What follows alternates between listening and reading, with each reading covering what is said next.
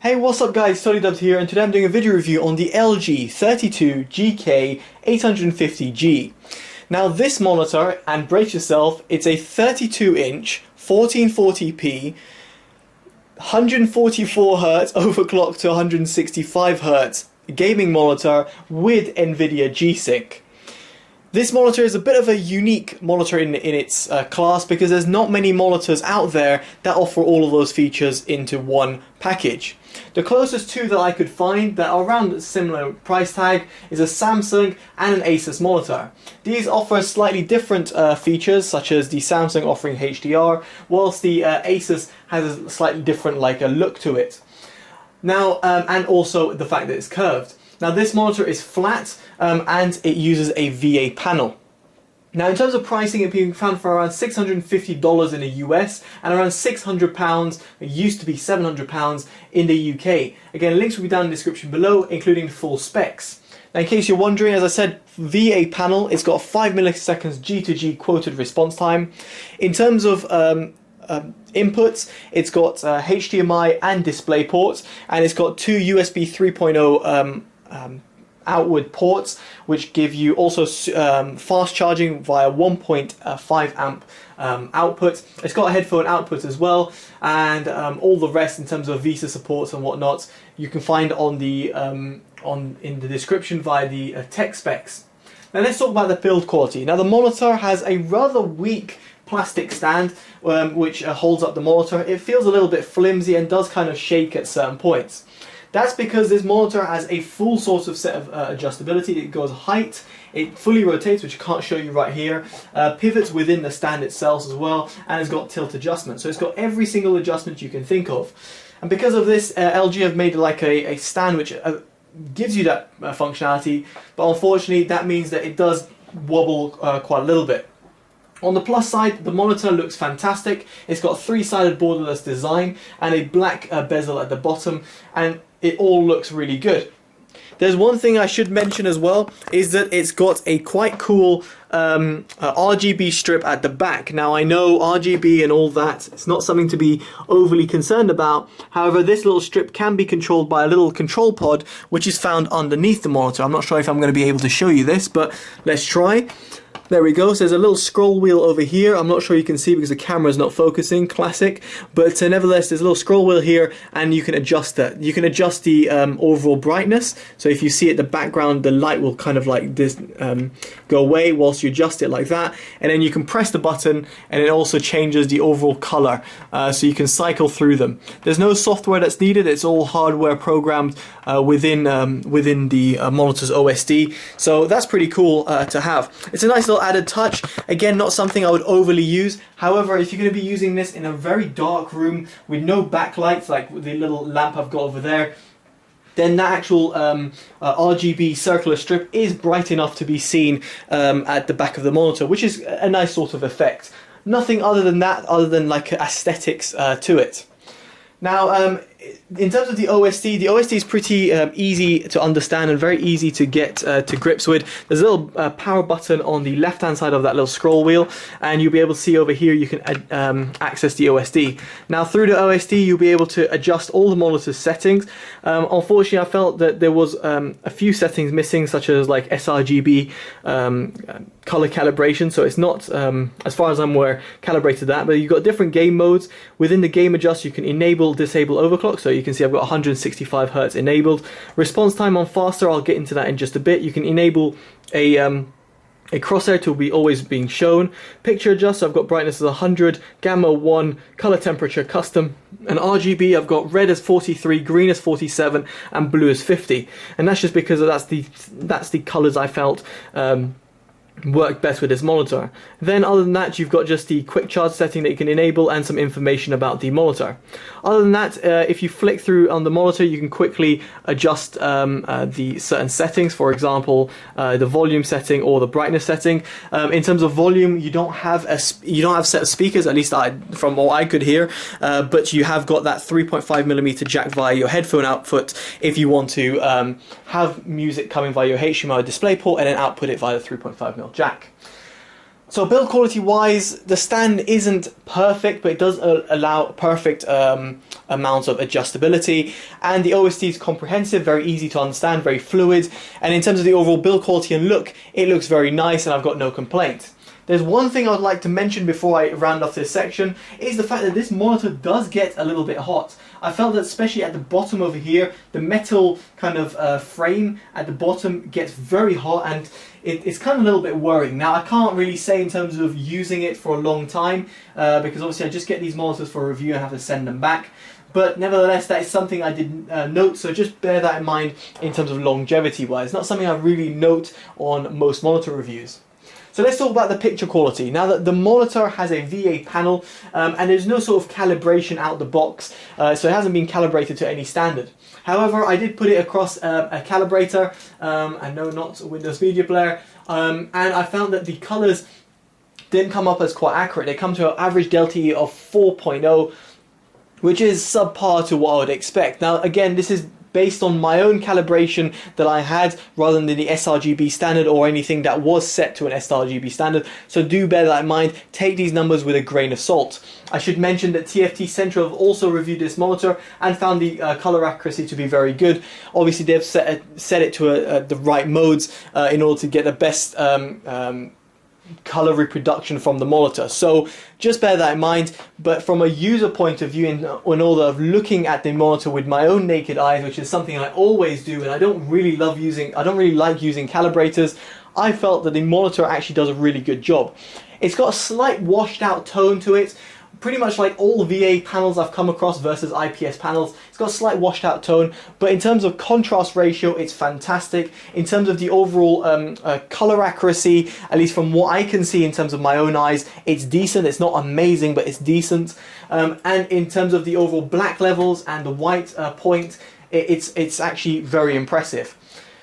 In terms of the uniformity check, so brightness uniformity, it does fail in the two corners, oddly enough. Other than that, it's pretty uniform throughout the image. That said, it is off by about minus, was it 10% to 13%, which is perfectly acceptable for a gaming monitor. So it's not a monitor to be used for professional editing purposes, so do bear that in mind. So in terms of picture quality, no real complaints. It will give you all the right colors that you need for games, and in terms of watching movies and what have you, you'll have no problems. Now let's get into the most important part of the video, the gaming performance. Now first of all, I put it through a UFO frame skipping test to check that it's past the 165 Hz test. Now the camera will be going probably crazy looking at this, but nevertheless I can confirm that it does indeed pass the test. You can see from this image shot at low ISO, and you can see that it passes all the tests as you'd require. So it does run at 165 Hz natively, and that's fantastic at 1440p. You'll have to bear in mind you'll need the right GPU, and in my case I've got an NVIDIA GTX 1080 powering the GPU. Therefore, which leads me on to the next point, is that I could enable G-Sync. And G-Sync does work, and it's fantastic. It's great to see it included. Not something I would personally use myself or need to use, but the fact that it's included means that it's quite unique in terms of what the market is. The reason I say that is because the two other monitors that I mentioned before don't have NVIDIA G-Sync. Instead, they have come with AMD FreeSync. So as an NVIDIA GPU owner, I quite like the fact that this has NVIDIA G-Sync included. You can read up the benefits online, check it on Google. Why would you get NVIDIA G-Sync, or why wouldn't you? And you'll be able to make your own judgment on that. But the fact that it's included is a definite plus point for me, especially the normal added premium that you get for having a G-Sync monitor. Now, gaming performance. Now the monitor actually performs fantastically. Now you noticed before that I had it on the fastest mode setting, and I felt that was the best one in terms of getting the best response time on the monitor. I must say the thing which really impressed me wasn't the response time, it was actually the input lag. It was very low, and switching around, so for example guns or actually clicking and shooting, I felt the monitor responded very well. Especially for a big size monitor, it's very impressive to see this. In terms of response time, it is very much accustomed to for competitive gaming. However, you will need on the fastest mode setting, and then you will notice that there is a little bit of overshoot ghosting that's happening. When I say a little bit, it is noticeable, however not to the point that the game becomes, like Counter-Strike becomes unplayable. If, however, you're playing like a game like Battlefield or a game like, I don't know, Fortnite, PUBG, something like that, then you're going to want to turn that down, because that smearing becomes very obvious when it comes on games which are more graphically intense. So in that case, I would dial it down to the fast setting or the normal setting, where you will suffer from a slower response time of the monitor, however get a much more visually beautiful image. So for competitive gaming, it's absolutely perfect, but just bear in mind that smearing. And for casual gaming, especially in terms of this big size of the monitor, it can actually work very well as well. I should also mention this is a 16:9 monitor. Of course, you can play 4:3 stretch or what have you, but just bear that in mind if you're going to be buying the monitor, in case it's something that you were wondering about. So overall, in terms of gaming performance, I have no complaints in terms of that. Very good job from LG in producing that.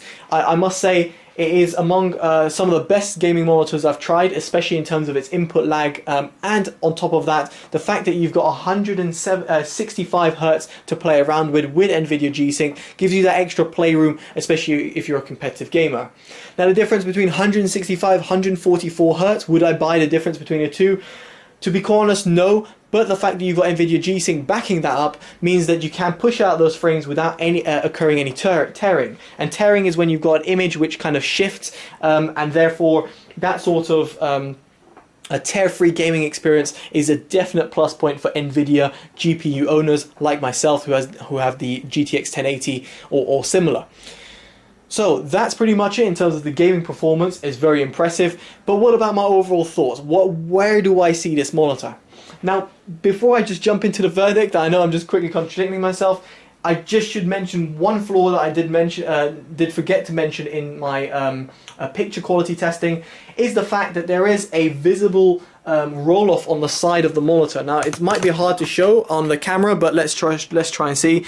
Basically, on the side over here, you should be able to see like LG, but unfortunately, it is cut off. You can see in the camera there, it's G, but if I shift across, you can see the L appearing. Of course, my camera is just having a bad day, but nevertheless, it's just something that I noticed. So if you see that, then just bear that in mind, that there is a shift. Now, is that visible? Yes, it is, because of the size of the monitor, depending on where you're sitting. So for example, if you're sitting at a normal angle like this, if you were to just look over like this, like as you were doing with your head, but obviously the camera's doing the work right now, you will notice a roll off on the sides of the monitor. Is this to be worried about? Well, in all honesty, it just depends. If there's games which are showcasing things on the very edge of the screen, you might not actually see them because of how the panel is reacting. So the panel is just struggling with that backlight, and therefore struggling to show those little slide corners. So I just thought to show you that actually in person, because you can actually see it, and it is actually noticeable even from where I'm standing, which is about, I don't know, about 1.5 to 2 meters away from the monitor. I can notice that shift being slightly off on the corners. So do bear that in mind.